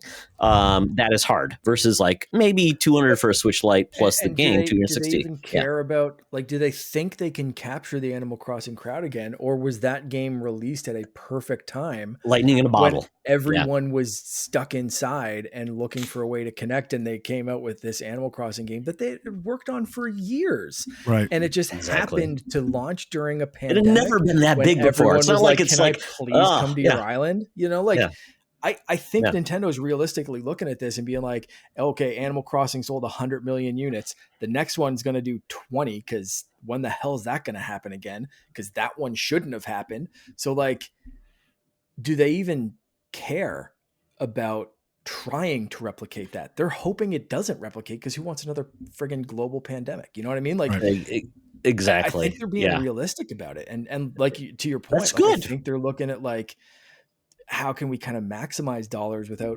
really being able to grow our pool? And Nintendo doesn't have all of its eggs in one basket anymore. They have they also have a little bit of a theme park going on. They have franchises. Yeah. So I think this is where Nintendo always wanted to go. They just couldn't, because they couldn't get past their own failures in the past. Or like, we don't want to do that. Now I feel like they feel like we can have gaming as an arm of creating IP that can be leveraged, that can create a lot of revenue for us. And so we know it's going to happen. So I think they can play the game well and say, well, this makes sense for the hardcore, but maybe we have another Animal Crossing app that is in its space, because they just released that one Animal Crossing app where now it's like it's $20 and it's it. And you do it. So I think there's a way that Nintendo can play the game, get bigger, reach out to people with saying, you don't have to buy a $500 system to play our game, because quite honestly, your iPhone is probably more powerful than the Switch 2. Maybe. I don't know. I'm just going to guess. But so I think Nintendo will be okay. I just think they're not. I think people are just going to be in a spot where they have to realize that, like a lot of people, getting multiple Switches in a household will be very expensive at this price point, especially it instantly killed us copies. Getting to. Yeah. And then think about like Mario Kart World, $80 a piece. And then having separate copies. Obviously, they've done better work to get shared copies and things like that, but it is a challenge. So I think Nintendo's in a good spot. Now let's talk about the other guys. Yeah. GTA 6 was supposed to spark the next gen console. It's only coming to PS6, PS5, and Xbox Series consoles. There's no PC port at launch. There isn't. There never has been. But Rockstar, I don't think ever launches on PC. Right? Exactly, they don't. It's always a year later, and then what I heard there is they're delaying this so they can get GTA Online at launch. They previously didn't. When they did GTA 5, it was delayed a year, so that's why it's going to hit. So the whole point was, hey, this is a next gen only game that would push consoles. Call of Duty is still not only on next gen. I think the only game that's been next gen that really pushed boxes has been the NCAA football game. Everything else has been like, oh, Madden's still on the old gen. So I think the problem with this adoption is there's not been many games that have really required you to upgrade that are the mainstream games. So that's a challenge. And then Xbox, which has not been growing in the console space, they're about 32 million for the Xbox Series. And they will probably end up less than Xbox One, which is scary. And they also increase their price. So if people aren't buying their consoles at the cheaper price, they aren't going to buy it when it's more expensive. So the only growth opportunity for Game Pass at this point, it's why Game Pass on PC has not increased, is because PC is where it's growing. So I'm just wondering with Xbox now, and Xbox is now a publisher, and their top 3 games on PlayStation were Xbox games. like from a publishing standpoint. So I'm just curious. I mean, when it comes to Xbox future, if people think it's going to be hardware, I think hardware will be there if you want it. It just will be a very niche, very expensive, or a PC. I think that's where you'll be with Xbox if you're okay with that, because they're going to expand the UI potentially to this ROG Ally system and maybe to PC as well. So what do you guys think about Xbox? I mean, are you okay with that? Are you okay with like Xbox not having a hardware option, but I can play my Xbox games elsewhere? On a personal note, the Xbox price hike got me even more money on my Xbox trade-in last week. Nice. I did trade in my Series S. I got $270, and it cost me what, $299 when I first bought it. Damn. Yeah, probably. Yeah. I mean, I think, and this is not my own opinions. I have clearly, there's been a lot going on that we've been listening to over the past week or so about the Xbox prices going up, but I think, and then with like a few of mine, I kind of like added in, but Xbox, I don't think is trying to sell you the console anymore. So and we're at a point in this generation where in previous generations, prices have gone down. And right now prices are going up. And I know a lot of people are looking at, and it's like, you got your fanboys that like, will like say like, oh, Xbox prices are going up. It's like, Sony raised their prices in other countries a while ago. Right. Yeah. I know we're not talking about it maybe as much because it didn't happen in like the US, but I think Canada got a price hike and a lot of other countries got price hikes over time. I don't know if Canada got one, but I mean, PlayStation has raised prices as well. And then you had Nintendo coming out with their price. And so Xbox pushing the price up, and it's like, I'm looking at the Series X 2 terabyte Galaxy Special Edition is $730.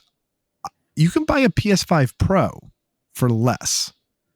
Yes. So it's like, I don't think Microsoft is trying to sell you this console. I think they're trying to now, like, so where is their direction? It's got to be going into Game Pass. How long is Game Pass going to last now at the price that it's at?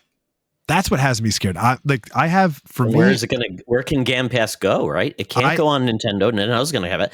It's not going to go on PlayStation. They're not going to have it. So the only thing that's going to happen is the price goes up. I have a threshold for Game Pass. As much as I love Game Pass, there's a point where it's like, whoa, like, and like, that's a little too much per month. And with the prices going up, like, and everyone's like, oh, stack your Game Pass subscriptions and stuff like that. Yeah, I know. Like, even good luck with that. You cannot find deals on CD keys anymore. Mark, you were talking about, you can't find it. So those deals are going away. So like even discount Game Pass is going to be a thing of the past. Yeah. CD keys completely, like, you can't get stuff because they eliminated the so how CD keys worked is they'd find a place where Game Pass was cheaper. So Brazil was a lot of the stuff that was coming from there. But they used to have it, if you bought it there, you could buy the worldwide Game Pass. You could apply it anywhere. So they buy it cheap down there. They'd give it to you at a steep discount. So now they've made that where it doesn't unlock it worldwide. So that's why you see CD keys running out of worldwide keys, because it doesn't exist anymore. So they've absolutely killed that market. So if you might be able to find it like I just did for a couple of bucks cheaper on Amazon when I just renewed a couple of weeks ago. But nowhere near the discounts that you used to. So, there's a threshold, and I'm with you right there. Yeah, or you got guys like me who I'm signed up automatically. I use Game Pass, and every month I get tacked, and I don't even notice. Yeah, I'm like, why the hell is Microsoft charging me? I was like, oh yeah, that's Game Pass. Like, it's just there, and. I think these Xbox prices going up, they're going to sell what they have and they're going to make the most off of what they got. The console market is, it's like hitting that threshold. And so it's like, how are we just kind of like what you said for Nintendo, right? Who are we pricing out and how are we going to make the most money off of the people that aren't priced out?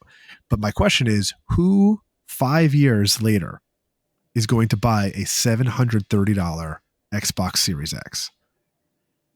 And I think they know that too.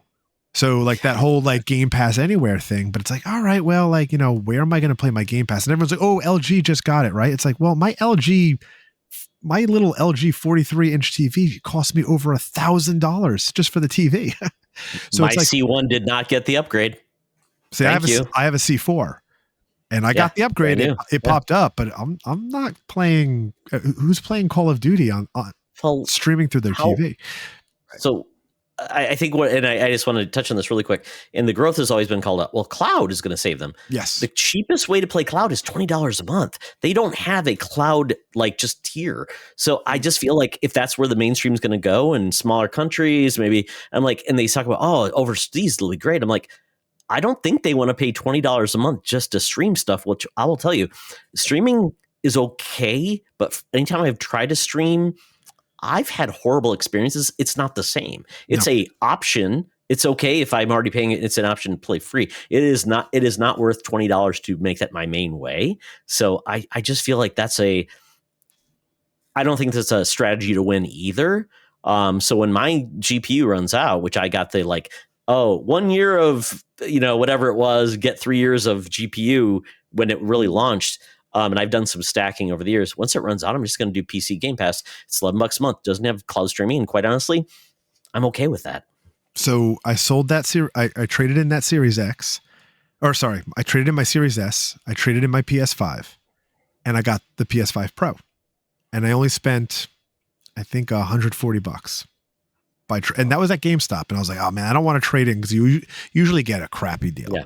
But it's just, oh man, these prices going up, and I had that Pro discount. I'm like, oh wow, I actually couldn't believe how much money I got for these two consoles. That's wild. Yeah. So, and I was like, oh, if I traded my Series X, I probably would have broke even. But I ended up keeping the Series X. But my whole thing is like, well, when I start streaming games downstairs, it's like I'll now be streaming off of my PC. And my Xbox upstairs is so that me and my son can play Ninja Turtles, but not at the same time. With Game Pass, right? Well, if we're upstairs with two controllers, but if I'm downstairs, he has kicked me off before. I'm like, I'm like yelling up the stairs. That's what happened with my son. I had the PC and he had it on the console, and I'm like, we can't play at the same time because there's no family Game Pass. I'm waiting for that family plan, but I'm like, oh man, like I might have to drop down to PC Game Pass because there's a threshold. And if you don't have a console, for me, I don't have a console anymore, so it becomes a challenge. And Xbox is really leveraging publisher because their games are day and date, and we'll see Switch 2 get a ton of Xbox games too. So then it's like, what's the value? Is it the UI? Is it the controller? Well, the Pro controller kind of is from my hearing, it's going to be a great controller, so probably just as good as a Xbox controller. And and the online on Switch is cheaper, not as always as good, but cheaper still if you want to do online. So it's going to be interesting. Last question in regards to PlayStation. We kind of covered everybody. PlayStation, I feel like, is on the precipice of having a rude awakening. They aren't putting out a lot of games. This year is going to be MLB The Show, maybe some third-party games they got as exclusive, and we have Ghost of Yotai. That's it for this year. No Spider-Man 3, no Wolverine, no other games. And if maybe you're excited about Marathon, maybe that's it. They are living high on the hog of third-party. They had a lot of I mean, I know people are complaining about their first-party stuff, and I don't know what happened since PS4 to PS5. I don't understand the development process. Made live service games and they failed, and they failed. Okay, now make the real games we like. But they poured a lot of money and they invested a lot into third-party exclusives because those third-party exclusives have been there's been a lot of them this generation. Yes. So I know people are like, oh, where's the first-party Sony games? It's like, well, you've still had exclusives. You just want it to be developed by a Sony developer. Yeah. And so I feel like we're in this situation where X amount of years ago when Sony was pumping out left and right and Xbox was coming out with nothing. And now you've done this full switch. and Xbox is pumping out, and now Xbox has a lot more under their umbrella, and all of a sudden Sony's dried out. And so we're like constantly complaining about the same thing. And it's like, just play games. Just play the games, man. Yeah. Go ahead, Mark. No, I was gonna say it's wild how the timing worked out in PlayStation's favor because of everything we've talked about, like price hikes and everything else. If the prices dropped significantly instead of raising like they usually do, like Matt, you said, at this point in the console life cycle, we're what, 5 years in, 6 years in, approaching whatever. We expect prices to drop. If that was the case and Xbox was able to drop prices, I think we'd be talking a different story right now of like Xbox is going to have the best hardware year they've seen since Xbox 360 because they've got some exclusive, they've got some great games, they've got day and date Game Pass stuff. Like they're firing on all cylinders, but it feels like they want, or they don't care. They want to get out of the console race or something. And whether it's ROG Ally or a Quest 3 Xbox branded something or other, or jumping on your TV or whatever, to Todd's point, like they don't have a streaming Game Pass. So it's great if my wife's playing Hogwarts Legacy on the TV and I want to float an Xbox window next to her on my Quest. We did that on this weekend and it was great. I could still see what she was playing on TV. I could still talk to her on the couch, and I was playing another Xbox game floating in the living room through my Quest. And it was a great little way to kind of like, my brother and I joked, it was like parallel play that you see with like toddlers. So my wife and I were doing that. But like PlayStation's timing was so good where it was like PlayStation game after PlayStation game after PlayStation game, and it just became like synonymous with quality gaming. And now they can ride that wave of like, we've sold 1 billion consoles, so we don't really give a shit. Play your third party stuff and leave us alone for a minute while we recoup and build some more of these games. And Xbox is like, hey, we finally got games. And everyone's like, it's too expensive, we don't care anymore. So it's like the timing just... Yeah. And what I'm about to say might be like, I might get dunked on. I don't know how many fanboys are watching, but it's like, I see Xbox now as looking at the future as a publisher. Xbox has purchased 2 of the largest publishers on the planet with Activision and Bethesda.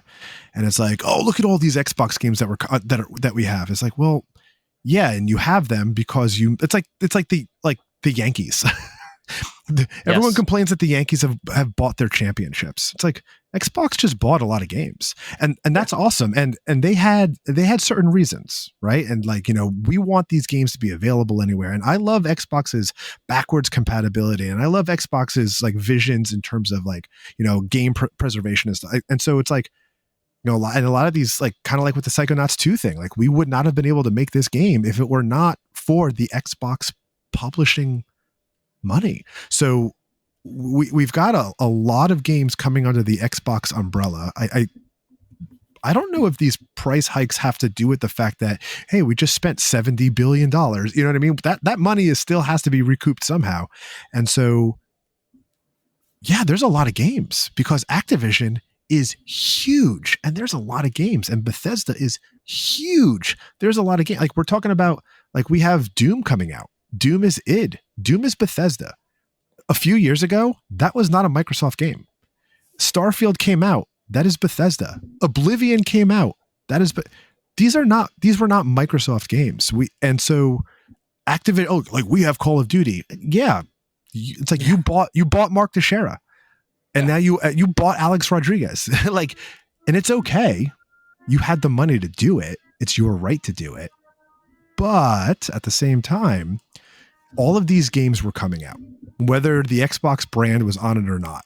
And, and then you hear Sony like, oh, we just developed, looking for, what's the new studio that they just came out with? And they're constantly, LFG LFG going to make a game that's like, or something like that. The Gummy Bears game. Bungie spinoff, going to make it more of a more casual type of multiplayer like game. MOBA game or whatever, or MOBA game. And it's like, don't get me started. I mean, I'm not a Bungie stan or anything, but it's like, I'm glad that Sony had that. Like everyone was worried that Sony was going to buy From Software, right, with the whole Katakawa thing, Right. and I'm glad that they didn't. Leave them alone. Now they have like a big stake in From Software, but it's like I don't know what's going on with some of those developers, because we look at something like GTA 2013 was the last time was when Grand Theft Auto 5 came out. How long is it taking between development of Cory Barlog's God of War and now Cory Barlog's next game? Because that was 2018. Yeah. It's been about what, 7-8 years? Like we're looking at these massive, almost decade jumps. Yeah, Sony hasn't come out with anything because they just pumped out how many games over the past 5-6 years. We're in their this formula is their undoing. Yeah. They wanted to make the most ambitious games. They added bigger studios. The budgets got too high, and they couldn't actually recoup their costs. Kind of like Microsoft has basically said, we're going to subsidize the consoles as long as the sales grow. And they have not seen, in the 24 years they've been making consoles, 12 of those years, which is the most 12 recent, have been declines. Mm-hmm. So you don't subsidize something that's not selling it because you're going to say you're making it up on software sales. It hasn't. Where they realize now with all of the studios they bought, they can sell to everybody and make a lot more money, not to take the risk. And the R&D and development and marketing, everything to make another box, that's a hard thing to tell your CEO. Hey, we're going to make another box. It's probably not going to sell better than the last gen. Should we invest $3 billion into it, even though we're probably going to end up at a loss? He goes, no. So develop those games, sell them everywhere. Yeah. You know what? Does it matter? We'll still sell controllers if maybe we can get them to work on PC. We'll still sell like the surface level console. Great. Yeah. That's for those enthusiasts that like our platform. And we're going to make a UI that actually finally works on Windows that actually isn't trash. So there you go. And then our games will play on everybody else and we're making good. I mean, ultimately people want, you know what? Would I be happier if we had less boxes that just played good games? Yes. And you know what? PC is a bunch of different manufacturers make a lot of different boxes. And there's not like one person in front saying we can charge 85% more. No, it's a battle because PC, you play and you build the PC you want and you get the performance you want and everybody's happier for it. And if somebody can make it great with like a Steam Deck or something else and then have all the other variations, I think that's where we're headed. Yeah. I just feel like. Yeah, I've been saying that for years. Man. Like Microsoft looks at the PC market and they build their Surface tablets and their Surface computers and all that kind of stuff. Like they're in the hardware business, but like they don't care as long as you're using Windows and using Office and using their stuff. They don't care if you buy a Dell or a Sony or a Surface or whatever else, like input, build your own PC, whatever. So like, I can really see the Xbox business doing the same thing. It's like, well, here's our box. Like, okay, cool. If you want that, but like, it's also on this ROG Ally. It's also on this Quest. It's also on this and this and this. And you can also play our games on anything. And you don't they just, as long as they're making money, they don't really care. Did you guys see the GTA 6 versus the Burj Khalifa comparison? Yes. I did not. Anyone what that is that? hasn't, Todd included, GTA 6 has taken longer to develop and costs more than it took to build the Burj Khalifa, aka the tallest building in the world. The Burj Khalifa cost $1.5 billion US and took 6 years to build, and GTA 6 currently estimated to cost $2 billion US and has so far taken 13 years, with full production taking about 8 years. Of development. How long did the pyramids of Giza take? I mean, that's what we're talking about, right? It's like all of these things, and it's like it made him take this long so people can show they're drinking like energy drink, and they can show the label or reflections in your rearview mirror. That's what we're talking about, right? I mean, Todd, the aliens built the pyramids. We know this. Oh, I mean, come on. Yeah. So they got technology. I mean, they probably went back in time, like a little Rita's Rewind, and there we go. Yeah, I totally get it. Yeah, so I think Mark puts a good cap on this episode. We didn't solve anything, folks, and that's fine because we can't. But ultimately, we're gonna play games. I'm gonna get a Switch too. I'm gonna play some really fun games. Matt's trading a bunch of consoles. He's the richer for it, and then Mark is going to tell his son that the Switch 2 doesn't exist for you. Yeah. He knows that. Yeah, we've had those discussions. All right. Well, thank you all. We don't do this live, so if we did, oh my God, we'd go 3 hours, which would be more painful, and Mark has to go to bed. So with that, I want to say thank you, everybody, for joining us in this episode. If you're watching, follow all the things that we do as we are. But with that, Matt, tell people where they can find you online. Ooh, whoa, I'm on a lot. So MKen10 on PlayStation, Xbox, Steam, Blue Sky. I'm still one of the good persons on X, Twitch, and YouTube. MKen10. Beauty, consistency. Thank you so much for joining us. I'm so glad it worked out.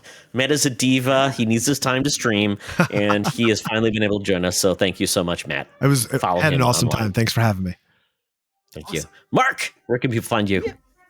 You can find me mostly over on Instagram at Canardian_Jedi. Every once in a while, I'll check Blue Sky or Threads. Blue Sky, you can find me Canardian.Jedi because I don't think they do underscores. And always hanging out in the Secret Friends Unite Discord group as well. Great. And if you're listening right now, you might be able to hear my son play his trumpet. Maybe you hear that. Maybe what that was. I thought it was like, who's he's playing upstairs. Yep, he's home from college. He's a music major. Yeah. Okay. Yeah. You might hear a trump in the background. It's my fanfare. I'm just glad everyone else hears it too. That's it. Yeah, absolutely. Nobody's doing insane. If you want to check me out, I'm at Todd Oxtra at Secret Friends Unite on Blue Sky, at T Oxtra at Secret Friends Unite on the Threads. Check out our YouTube channel. Check out our Discord. Check out our Patreon. And folks, this has been so much fun. I look forward to this every 2 weeks. And remember, it's always better to game together. This podcast is part of the Secret Friends Unite podcasting network, available on Apple Podcasts, Spotify, and podcast services around the galaxy, as well as video on our YouTube channel. You can support Secret Friends Unite by becoming a Patreon member, get bonus programs and more over at patreon.com/secretfriendsunite. Join our Discord community for even more discussions on all things geek. For all the latest updates on Secret Friends Unite, make sure to follow us on Threads at secret.friends.unite and visit secretfriendsunite.com. Find our merchandise at TeePublic and Redbubble. Thanks for listening, and may the Force live long and prosper.